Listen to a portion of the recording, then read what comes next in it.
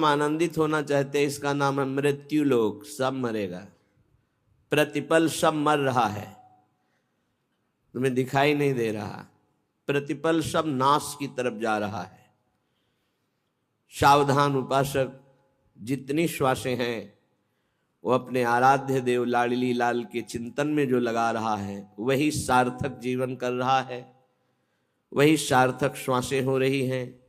उसी को भगवान की कृपा का अनुभव होगा, जो मानव देह पा करके इस मृत्यु लोक में कुछ भी अपना न मानकर एकमात्र लाडली लाल को रिझाने में अपने समय को व्यतीत किया, अन्यथा सब व्यर्थ। तुम सजाते रहो, माया उजाड़ती रहेगी। तुम संग्रह करो, काल नाश करता रहेगा। फिर संग्रह करो, फिर नाश करता रहेगा। ऐसा संग्रह करो कि काल की भी दाल न गले, जिए काल वश ना परे। वही जो समुझ जियाए शरण ते डरत ना काल डर, दियो दान तिन अभय। जब अभय दान मिल जाता है श्री चरणों के आश्रय से, वो काल से भी भयभीत नहीं होता। द्वंद्व दुख सब घटे, दियो दान तिन अभय, द्वंद्व दुख सब घटे। नित नित नव नव प्रेम कर्म बंधन कटे। कटे कर्म बंधन संसारी। संसार में बार बार जन्म मरण कराने वाले समस्त कर्म बंधन छिन्न भिन्न हो जाते हैं। जिनको अभय दान मिल जाता है, अभयद भुज दंड मूल पीन अंश शानुकूल, संपूर्ण विश्व को अभय दान देने के लिए जिनकी भुजाएं फड़क रही हैं, उन प्रभु श्री हरि, श्री प्रियाजू, श्री गुरुदेव आचार्य, ये सब अभय दान देने के लिए ही, अपने शरणागतों के लिए ही प्रकाशित होते हैं, धाम से पधारते हैं कृपा करने के लिए। अगर हम प्रभु का आश्रय न लेकर, प्रभु का चिंतन न करके समय को शरीर और शरीर संबंधी भोग और शरीर संबंधियों के सुख दुखात्मक चिंतन में व्यतीत करते हैं, तो हम बहुत अज्ञानी हैं और अपना जीवन व्यर्थ नष्ट कर रहे हैं। श्रीपाद प्रबोधानंद जी महाराज कह रहे हैं, निष्किंचनो नित्य विविक्त सेवी, वृंदावने दैवत वृंद वंदे। आहा, कितनी महिमा है जिसने केवल प्रियालाल को अपना माना है, बस आगे कुछ नहीं। धन विद्या रूप महत्व कुल यौवन शरीर संबंध कुछ नहीं। मेरे तो गिरधर गोपाल, दूसरो न कोई। बहुत बड़ी स्थिति है। कह रहे हैं दैवत वृंद वंदे, समस्त दैवी लोक, स्वर्गलोक, तपलोक, जनलोक, महार्गलोक, ब्रह्मलोक, ये सब वहां के वासी नमस्कार करते हैं। किनको? निष्किंचनो नित्य विविक्त सेवी वृंदावने, जो वृंदावन का आश्रय लेकर वृंदावन वास स्वीकार करके अकिंचन भाव से रहता। अकिंचन का मतलब दरिद्र नहीं होता, गरीब नहीं होता। जिसके हृदय में प्रियालाल के सिवा किसी से भी अपनापन नहीं है, उसे अकिंचन कहते हैं। जिनके जीवन में केवल लाडली लाल हैं, श्यामा श्याम हैं, उसे निष्किंचन कहते हैं। वो चाहे चक्रवर्ती सम्राट ही क्यों न हो। यदि एक कमंडल, एक लंगोटी पर भी आसक्ति है तो वो निष्किंचन शब्द से सम्मानित नहीं हो सकता। और चक्रवर्ती सम्राट है लेकिन हृदय में प्रिया प्रीतम के सिवा अन्य कहीं अपनापन नहीं है, तो वो निष्किंचन कहा जाएगा। निष्किंचन नित्य विविक्त सेवी, जो नित्य एकांत भक्ति में रत है। एकांत का तात्पर्य है हृदय में आराध्य देव के सिवा और किसी का चिंतन नहीं, उसे एकांत भक्ति कहते हैं। ऐसे महापुरुष को देवता जन भी नमस्कार करते हैं, प्रणाम करते हैं। श्री राधिका माधव नाम धाम द्वयम कदा भाव भरेण सेवे। श्री राधा माधव, उनका नाम, उनकी सेवा, निष्किंचनता ये है कि केवल प्रिया प्रीतम का नाम, प्रिया प्रीतम की सेवा, प्रिया प्रीतम का आश्रय, प्रिया प्रीतम का चिंतन। ऐसे महापुरुष को सदैव बड़े बड़े ब्रह्मादि देवता भी नमस्कार करते हैं। इसलिए हे भाई, जानन्नप्यमृत विहाय गरलम भुंजे स्वयं बंधम प्यार तीव्रात निबंधनम दृढ़तरम कुर्वे सुदृक् स्व अंधवत श्री वृंदाटवि मातरे कमिः मज्जीवातुरस्ति स्वयं यत्त्वं स्नेहमयी विकृष्य जनतां स्वाकं समानेष्यसि। हे भाई, तुम जान करके भी विष पान कर रहे हो। तुम जानकर जब विष पान कर रहे हो तो तुम्हें कौन बचा पाएगा। जान बूझ नर संग्रह करहि कहा उमाते कहे न मरहि। जानबूझकर विष का विषय का सेवन कर रहे हो तो मरोगे नहीं, तुम्हारा पतन हो जाएगा। जानबूझ करके कर रहे हो, धोखे से हो जाए तो क्षमा है, जानबूझकर तो फिर दंड के पात्र बन जाओगे। जानन अमृतम विहाय गरलम भुंजे स्वयं बंधम। जानते हो राधा नाम सुधारसम, राधा नाम अमृत है, कृष्ण नाम अमृत है, हरि नाम अमृत है। इसको छोड़ करके व्यर्थ वार्ता, भगवत शरणागति को छोड़ करके भोगों का आश्रय, समुदाय का आश्रय, धन का आश्रय, ये विष पी रहे हो जानबूझकर। बिल्कुल सत्य मानिए, बहुत कीमती जीवन है। आश्रय से भगवत प्राप्ति होती है। अगर अंदर से आश्रय श्यामाजू का हो गया है तो भगवत प्राप्ति निश्चित है। अंदर से आश्रय भोगों का है, व्यक्ति का है, धन का है, अपने बल का है, साधना का है तो धोखा है। स्वयं बंधनम, जानबूझकर तुम बंधते चले जा रहे हो। प्यारति व्रात निबंधनम दृढ़तरम कुर्वे सुदृक् स्वंधवत। तुम अंधे नहीं हो लेकिन अंधे बन रहे हो। तुम अपने बंधन को दृढ़तर कर रहे हो, जिससे महादुख मिलता है, ऐसे आचरण करते चले जा रहे हो। प्यारति व्रात निबंधनम दृढ़तरम, जहां बंधन मुक्त होने के लिए तुम्हें मानव देह मिला, वहीं तुम ऐसे पापाचरण कर रहे हो कि तुम्हारे बंधन और दृढ़ हो जाएं। तो बोले फिर ऐसे के लिए क्या उपाय है, कैसे कल्याण होगा, कैसे मंगल होगा।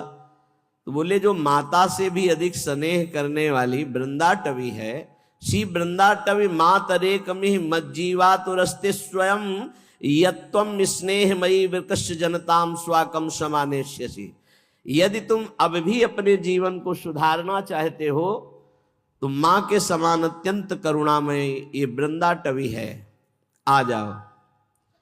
ये तुम्हारे सारे पापों का नाश करके, सारे दोषों को मिटाकर तुम्हें प्रिया प्रीतम के समीप पहुंचा देगी, पक्का।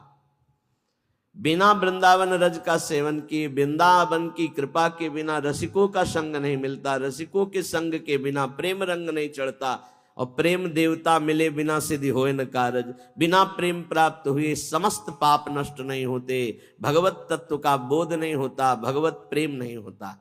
इसलिए श्रीपाद कह रहे हैं सांक्रांतम निज कांति मंडल मुदीक्षोरः स्थले तर्कयन् नीलाम कंचुलिकाम परम मपनया शक्त्या प्रिये विस्मृते याताया नवकेलि कुंज शयनम श्रीराधिकाया परि हासाः सन्तु मुदे ममाति हसिता लीभिर्बहिस्तदृशा।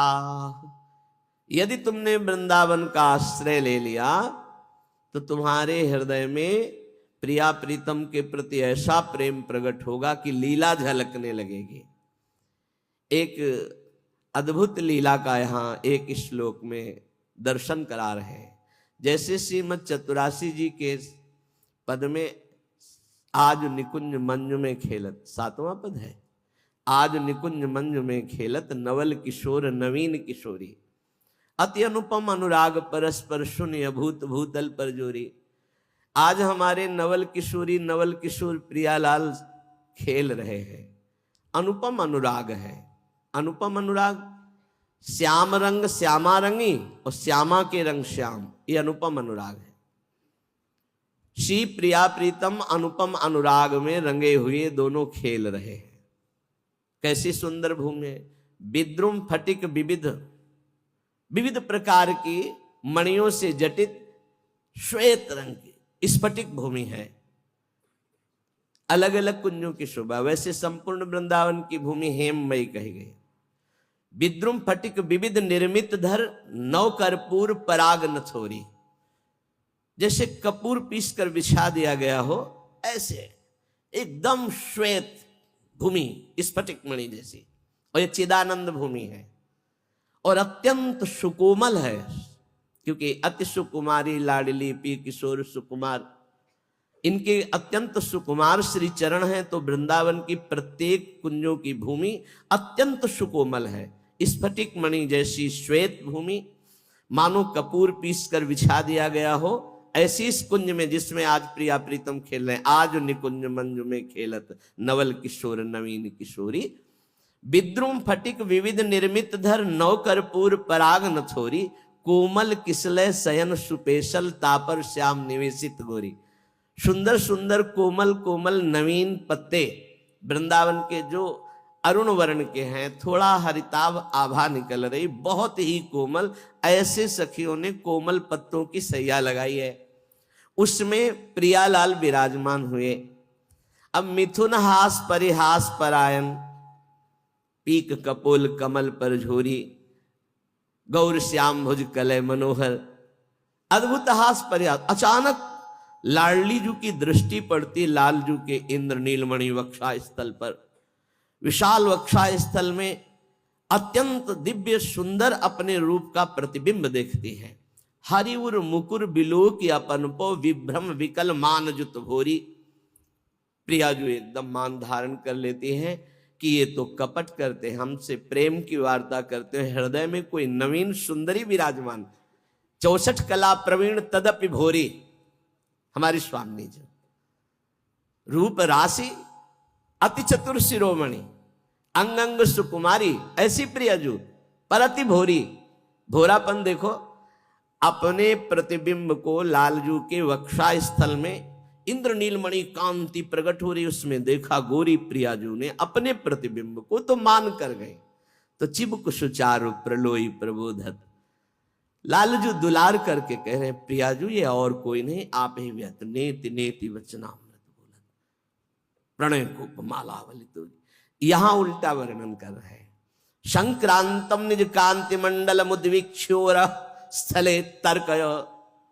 लाडली जू के गौर वक्षा स्थल की कांति में लालजू अपने स्वरूप का प्रतिबिंब देखते हैं। यद्यपि नागर शिरोमणि, समस्त कलाओं के आचार्य, ज्ञान समुद्र, लेकिन प्रेम में इतनी सामर्थ्य है, ऐसे परम प्रवीण प्यारी और प्यारे जू को भोरेपन में स्थित कर देता है। यह है प्रेम का स्वरूप। बड़े बड़ों को प्रेम भोरा बना देता है। प्रेम के कारण ही भगवान शंकर, जो बोधमयम नित्यम गुरुम शंकर, जो नित्य गुरु भगवान शंकर हैं, सबके गुरु हैं। क्यों सबके गुरु हैं? त्रिभुवन में ऐसा कौन है जिसके मैं ना हो? मैं ब्रह्म है, उस मैं के अधिष्ठात्र देवता ये अहम के अधिष्ठात्र देवता शिव हैं। इसलिए सूक्ष्मता से देखे तो सबका मैं यही है।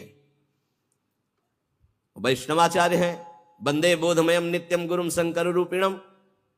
लेकिन इसी प्रेम के कारण उनको भोलानाथ कहा गया है। भोला, बहुत भोले हैं। गोपी बन के मांग जटाओं में बीच ऐसे मांग करके लालजू की रास में। कैसा प्रेम का स्वरूप, ज्ञान समुद्र शिव कैसे। तो ये तो यहां किंचन मात्र प्रेम प्रकाशित होता है, सारे ज्ञान का अपहरण करके भोलापन। फिर ये तो प्रेम के खिलौना दो खेलते हैं प्रेम खेल।